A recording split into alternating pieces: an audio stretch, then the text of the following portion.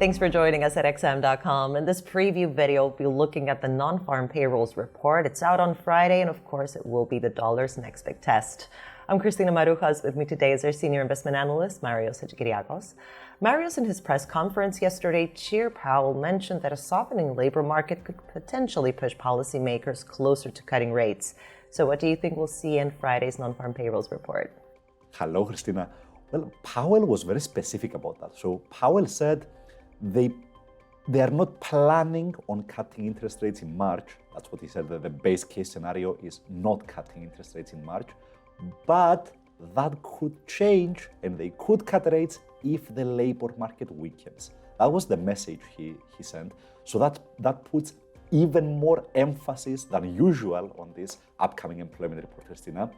Now, the market is expecting another solid jobs report overall.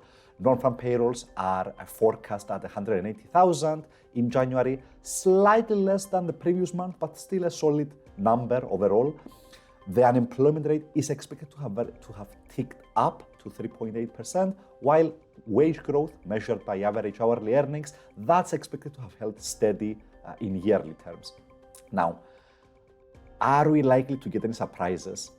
Well, most early indicators, Christina, point to another solid month for the labor market. So initial jobless claims, how many people filed applications for unemployment benefits, that number fell in January. So that tells us that there were no signs of mass layoffs in the US economy. So it was probably another strong month for the labor market. And if that's confirmed by the actual data, we could see the market scaling back some more bets about Fed rate cuts later this year. And let's turn to the market reaction now. How could the dollar perform on the NFP report? Yeah, so look, we've gotten a streak of very strong data this year from the US. Economic growth was above 30% in 2023. The consumer is still strong. The government is spending a lot of money on the federal level. The labor market is in good shape overall.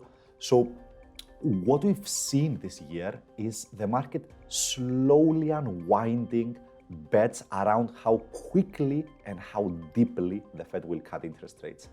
Now, if we continue getting solid data, especially this employment report, we could see this process continuing, the market pricing out Fed rate cuts, and as this process is likely to be beneficial for the dollar, Christina, because we're shifting into, let's say, a higher for longer kind of stance for interest rates, or at least the Fed is saying that they don't want to cut so quickly.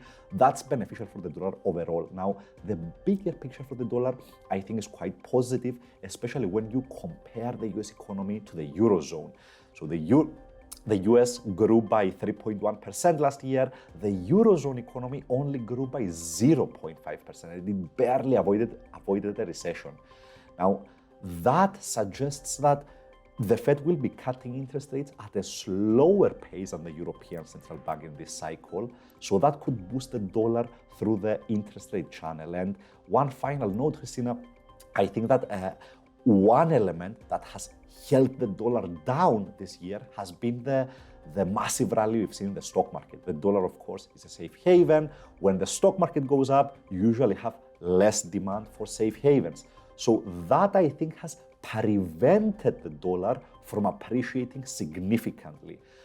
However, this dynamic cuts both ways. So if we see the stock market losing some steam or suffering a correction, then it might become easier for the dollar to realign itself with the macroeconomic fundamentals, and therefore making it easier for the dollar to rally, perhaps.